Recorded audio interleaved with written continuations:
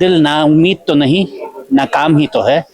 लंबी है गम की शाम, पर शाम ही तो है। उमर खालिद और उनके जो तमाम साथी हैं, उनके परिवार, वो लोग, ये भारत को मुख्य तौर पर क्या संदेश देना चाह रहे होंगे? ये संदेश जा रहा होगा कि अगर आप अपनी आवाज उठाते हैं, अगर आप सड़कों पर उतरते हैं, तो आपको तो जेल हो जाएगी।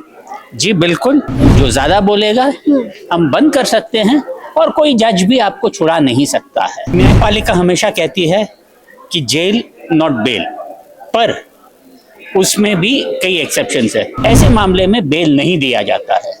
नमस्कार, मैं ज्योति यादव और आप देख रहे हैं उल्टा चश्मा। सीधे तौर पर बिना कुछ देर किए मैं कैमरामैन से रिक्वेस्ट करूंगी कि वो आपको पोस्टर की तरफ एक बार निगाह डालें। ये वो तस्वीरें हैं जो न्यायालय पर सवाल खड़ा करती हैं। वो लगातार ये पूछ रही हैं कि आखिरकार बीते 5 सालों में इन्हें बेल क्यों नहीं। एडवोकेट संजय हेगड़े जी से हम सीधे बातचीत करेंगे। मैंने देखा आपने लोगों को जो बताया, लेकिन ये सवाल जब हम करते हैं तो हमारा सीधा सवाल जहाँ से आप जुड़े हैं न्यायालय पे उठता है कि आखिरकार 5 सालों से जमानत क्यों नहीं मिली। बहुत से ऐसे मामले हैं जहां 5 क्या उससे ज्यादा वक्त तक भी जमानत नहीं मिली है। और न्यायपालिका हमेशा कहती है कि जेल नॉट बेल, पर उसमें भी कई एक्सेप्शंस है। जैसे कि ड्रग्स वाले मैटर है, जैसे कि मनी लॉन्ड्रिंग वाले मैटर है। वहाँ न्यायपालिका को ये तय करना पड़ता है कि ये प्राइमा फसाए कुछ केस बनता है या नहीं, और अगर हम बेल दे तो ये वापस यही करेंगे या नहीं। ये जो क्लॉजेस ड्रग्स के लिए जो बनाए गए वो फिर पॉलिटिक्स में भी आ गए हैं, स्पेशली यूएपीए में।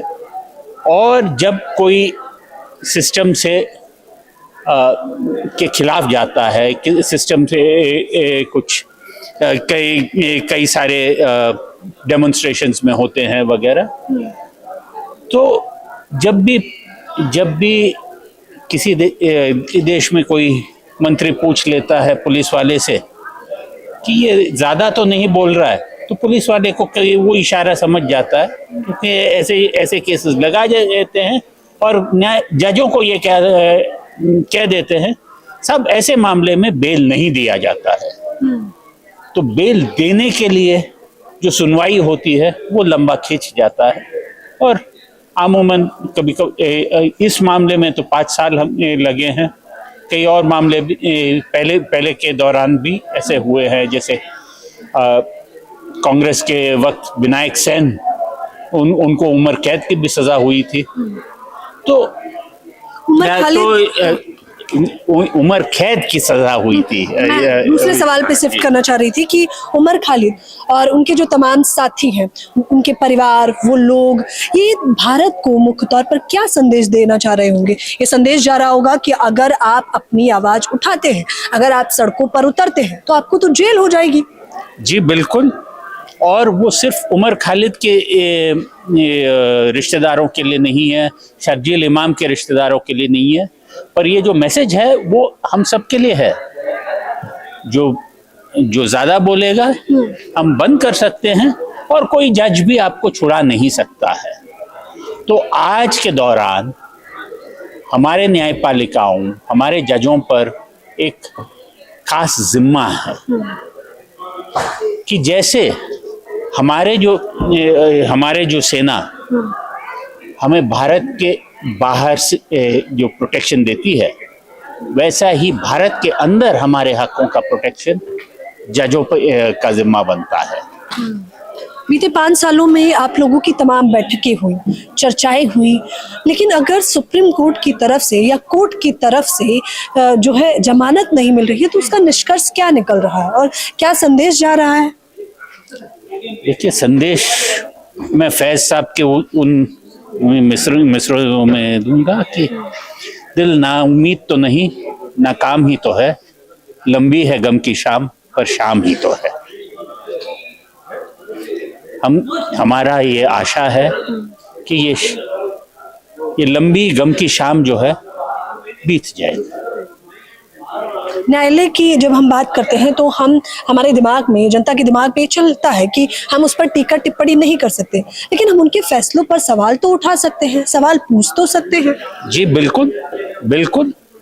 और खासकर हम वकील न्यायालय के ही हिस्सा है, और हम टिप्पणी कभी कभार कम भी करते हैं क्योंकि उसी न्यायालय में हमें वापस जाना है।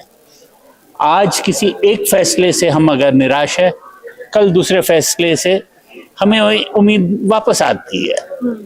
पर हमारा काम और न्यायालय का काम हमेशा यही है कि लोगों के हक बचाए रखे, लोगों के हक के लिए संघर्ष बनाए रखे। सर, अगर ये लोग जिन लोगों के मैंने शुरुआत में ही आपको पोस्टर दिखाए, उमर खालिद और उनके तमाम दोस्त, अगर ये लोग सच में आरोपी हैं और यूएपीए का मुकदमा दर्ज है, तो इस पर तो जितना जल्द हो सके उतनी जल्द जांच पड़ताल होनी चाहिए, दुनिया को पता लगना चाहिए। लेकिन उसे छुपाकर क्यों रखना 5 सालों तक?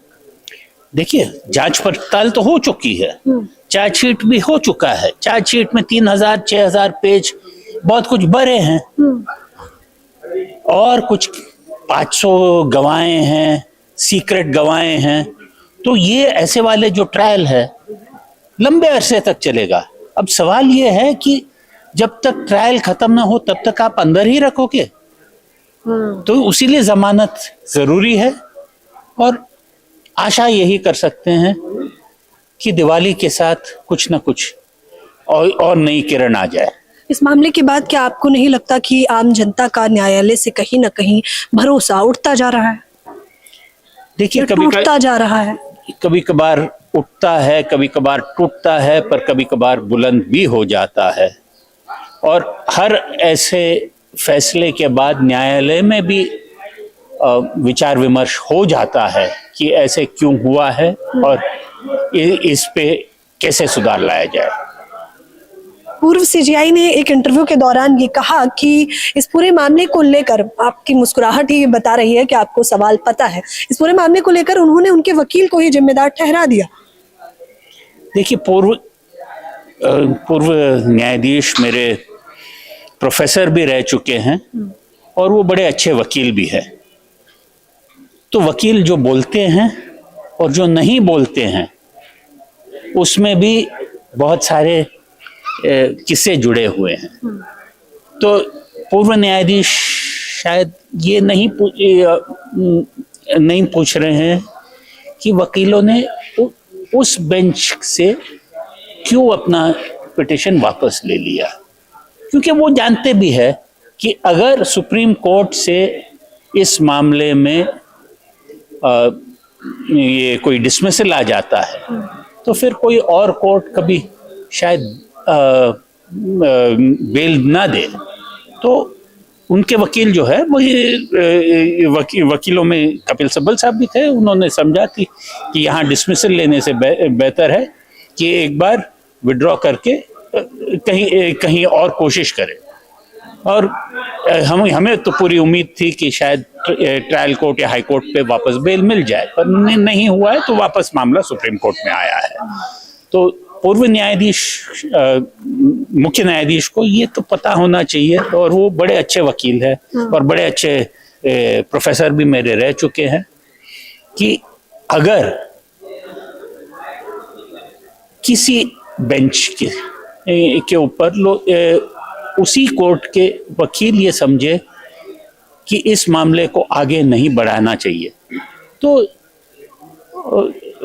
उन्हें भी समझना चाहिए कि क्यों आगे नहीं बढ़ाया गया। अच्छा, आखिरी सवाल मैं लेना चाहूंगी, क्योंकि ये सवाल सीधा जनता तक पहुंचेगा, कि आप जनता को अगर एक संदेश देना चाहें, क्योंकि आप न्यायालय से जुड़े हुए हैं, तो वो क्या होगा? अगर मैं जनता से ये कोई संदेश देना चाहूं तो मैं यही कहूंगा कि डरिए मत, बोलिए, और सब आपका जो हक है उसके लिए लड़िए, और आपके साथ लोग भी हैं, न्यायालय भी रहेगी। मुझसे बातचीत करने के लिए, मुझे समय देने के लिए बेहद शुक्रिया। शुक्रिया। इस पूरी खबर के बारे में आप लोग मुझे अपनी प्रतिक्रिया जरूर दें। आप डरिए मत, आप बुलंद होकर बोलिए। मैंने तमाम सवाल खड़े किए जो वाजिब थे उमर खालिद के केस में पूछना। उनके तमाम साथियों को आखिरकार अब तक जमानत क्यों नहीं? सवाल सीधा सा था और जवाब भी मुझे लगता है बतौर जनता आपको मिला होगा। फिलहाल इस खबर के बारे में आप लोग अपनी प्रतिक्रिया जरूर दें। कैमरामैन नावेद के साथ ज्योति यादव, उल्टा चश्मा, यूसी।